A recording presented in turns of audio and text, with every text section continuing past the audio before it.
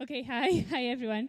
I'm Louise, and I'm about to share with you 50 Shades of Fuck Up. So this is my first public speaking gig. I'm really nervous. And I've been guided by Rachel to ask, please laugh at the funny bits. So hang on, how do you do this with your sheets and your clicker? Wait. Okay, so I'm about to share with you 50 Shades of Fuck Up, which is how I managed to organise an event for 500 women in less than a month over the space of Valentine's weekend, got in deep water with Universal Pictures, and lost more money than I made. So that's why I really wish I'd listened to Mr. Gray. But I was moving to Bali, and there was a lot of hype around the 50 Shades of Grey movie, and I had organised previous film events for the Sex and the City movie, and it just seemed too much of a good opportunity to not make some cash before moving here. And so I worked out that if I could hold 2 events with 500 women, 250 women each night, that I could come away with £10,000 profit. So it seemed a really easy gig, and, well, I went for it, and I dived straight in. And then, so everything went really well. The social media was on fire, tickets were selling out, people were buying tickets in bulk, local businesses supported us. Audi sent us 2 top-of-the-range sports cars. The local bakery made us bespoke 50 Shades of Grey cupcakes. The florist sent us dozens of red roses. And everyone was talking about it. It was a massive hype in the community, so much so that people started to actually copy our event and put on similar events. And then I thought to myself, I had the mailing list of previous customers, all the marketing knowledge, and I thought, what could go wrong? It's easy.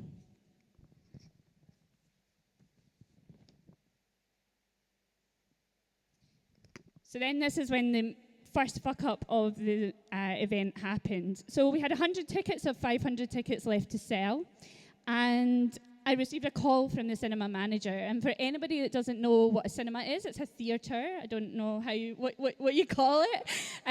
But the call kind of went something like this. Hi, Louise. Universal Pictures have found out about your event. They're not happy. They want you to cancel the event, and I've been given an order from headquarters that this event needs to be cancelled. And so basically, Universal Pictures had some strict brand guidelines, and we were breaking them. And they wanted to be paid tens of thousands of dollars for permissions in order to put on an event aligned with the 50 Shades of Grey brand. And so I did what every resourceful person would do, and I got off the phone, and I cried. And I had a bit of a freak out. And then I thought to myself, right, phone this cinema manager back. So I phoned her back and I said to her, if I can come into you with $2,500, can I buy out 2 of your cinema screens? And it was risky, and she said yes. And so what we did is we took the event offline, and we moved all of the customers into an underground Facebook group. And we went completely underground. And then 3 days later, we sold out. We sold 500 tickets. We sold them in less than... shit, that's a fuck up. Okay. So we sold 500 tickets in less than 2 weeks. Everything, it seemed, okay, well, the worst that could happen has happened. We sold out and we went ahead. And this is a picture that I want to share with you. I hope you can read it. It's quite funny.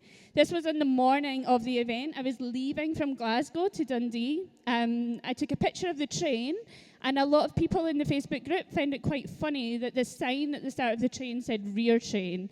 I thought it was funnier that I was sitting on the train with a bag full of cable ties, masking tape and rope, and everyone around me was none the wiser. So I got to Dundee the first night, Friday the 13th, appropriate, of February 2015. And so this was some pictures from the event. And so the saying that looks can be deceiving is true. It looks really good, doesn't it? Yeah, it wasn't. It was an absolute fuck up. The guests arrived, they'd been drinking all day. Some of them couldn't even stand. The demographic that came along were less desirable because we were selling tickets online.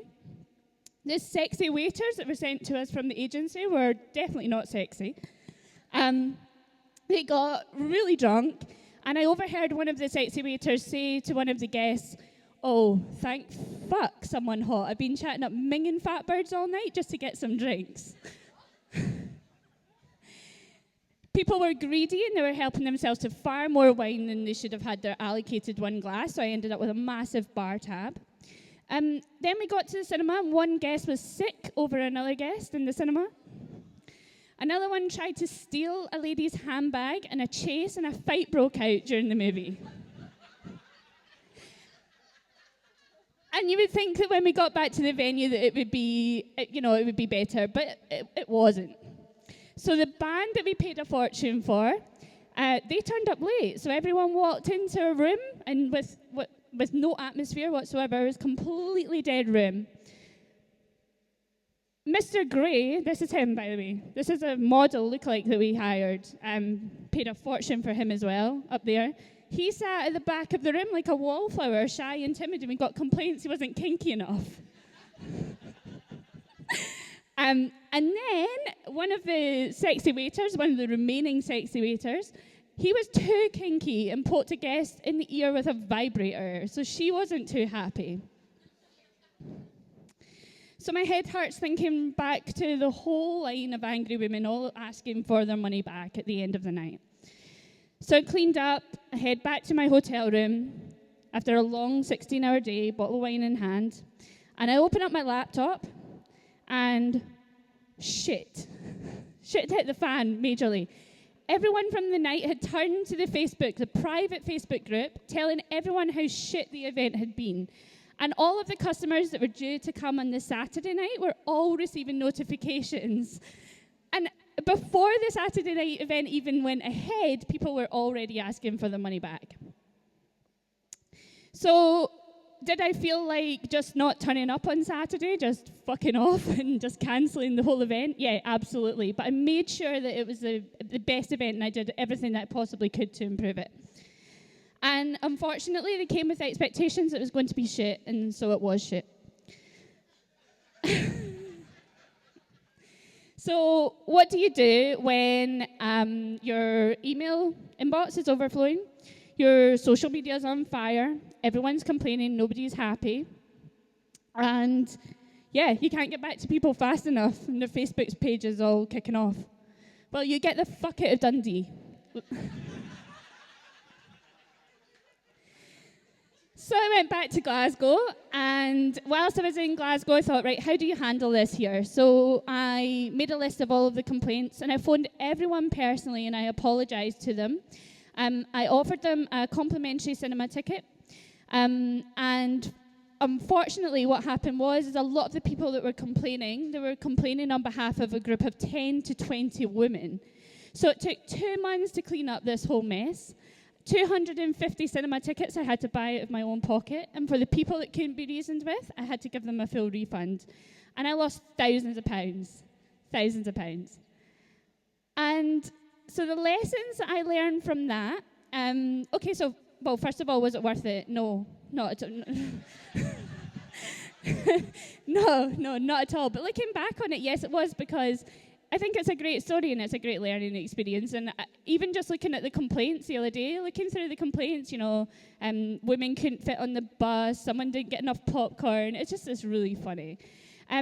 So basically, the learning that I would take from this is watch your pricing when it comes to tickets. If you price low, you're going to attract the wrong types of people. Don't try and be and do everything. So I tried to organise this event whilst I was also packing up my life to move to Bali. And that publicly failing is actually, you can get over it. Well, I have. And lastly, that there's learning and growth to be had in failing as well. So thank you so much to everyone. Thank you for listening and laughing and everything. And I just want to say, if you haven't read the book and you haven't seen the film 50 Shades of Grey, then don't bother. It's not that good. You should stay well clear of Mr. Grey. And I suppose I'm meant to ask if there's any questions. Yeah, any questions?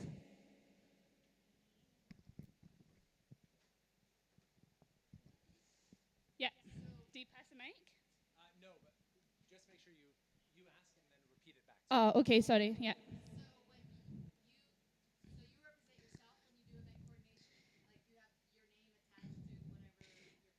In this case, I did, yeah. Yeah, there was a public reputation to it. And yeah, and then also because of the clever decision that we made to move everything underground to the private Facebook group, I was posting as me, so my own private Facebook was, yeah. So yeah. Yeah.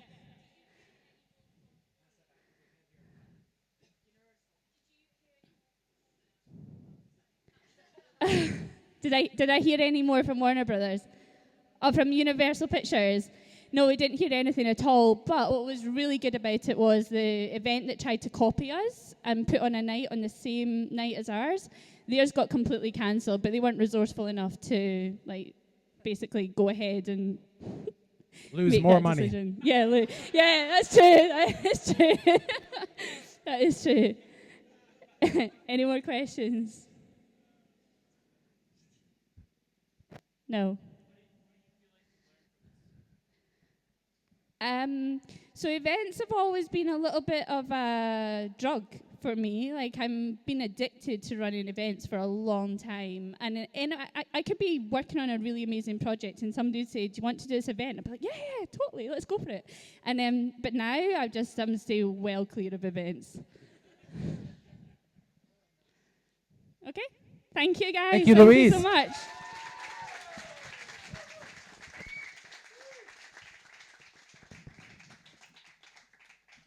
Okay, I'll stay on this side so Vito doesn't give me a hard time. Can we have the next slide up? Our next advanced learner, her name is Bianca. Where are you, Bianca? Okay.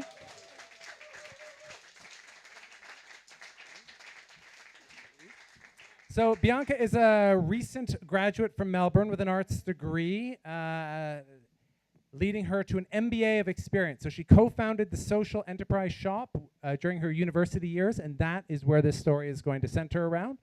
She is also, much more importantly, the newest member of the Hubud family. Oh, yeah, that's why I'm here right now. Bianca is the coordinator for the... I was just seeing if she remembered. The Co-working Alliance for Asia Pacific, which was an initiative we started about 3 months ago. So she is going to have a very kind of global, regional outreach. So her title is How Not to Make Money. Right, okay. Oh, brilliant. What do I press? Just this thing? So the right. Okay, got it. Okay, sweet. All right. So this is not my first public speaking.